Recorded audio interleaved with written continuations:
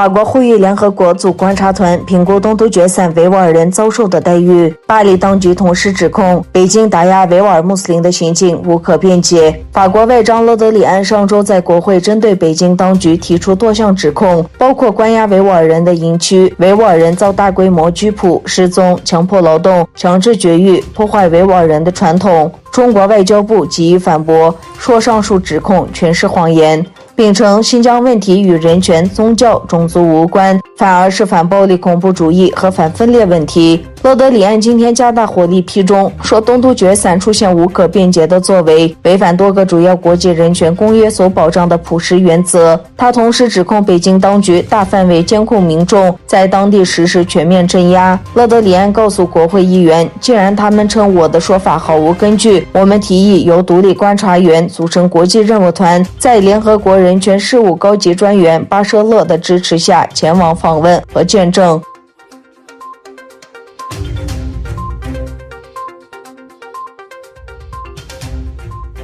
英国外相拉布与中国国务委员兼外长王毅7月28日通电话，讨论目前香港及中英关系形势。拉布指英方愿意与中方建立积极关系，但强调中方必须遵守国际义务。拉布指出，英国对华政策没有改变，当前两国关系遇到挑战，但不是两国关系的全部。拉布指英国愿意与中方建立积极关系，不过拉布强调中方必须遵守国际义务，重建与国际社会信任。拉布称会密切留意香港即将举行的立法会选举，并称有可靠证据显示东突厥散维吾尔人权遭粗暴侵犯，督促中方履行国际人权义务。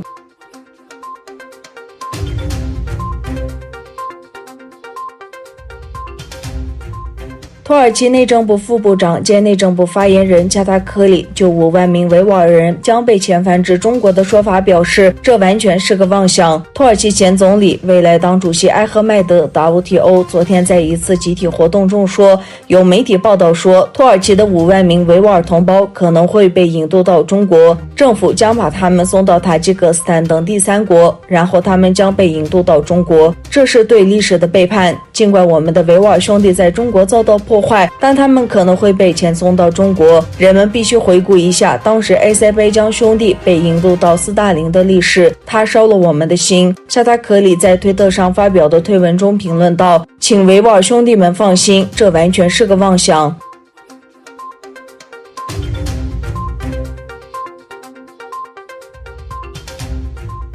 7月28日是刹车大屠杀第6周年纪念日。2014年7月28日是穆斯林斋月，刹车县维吾尔人集体抗议事件遭到了中国的武装镇压。中共的武装人员首先开枪，致使冲突进一步激化，引发更多维吾尔人攻击所有的政府部门和司法公安部门。在刹车县728事件中，中共军警大开杀戒，当地有4个村子遭到拉网式合围血洗，被杀维族民众3000人，伤亡惨重。这一数字目前尚未得到证实。那场冲突的导火线是斋月期间，当局对祈祷活动加以阻碍，并且将一些集会称为非法宗教活动。当地民众还说，当局强行阻挠妇女为开斋节宴会做准备，最终导致了示威活动的爆发。自从刹车大屠杀以来，中国当局一直在继续对东突厥散人民的破坏和种族灭绝。然而，在这场孤独和残酷的斗争中，东突厥散人民继续站稳脚跟并奋斗着。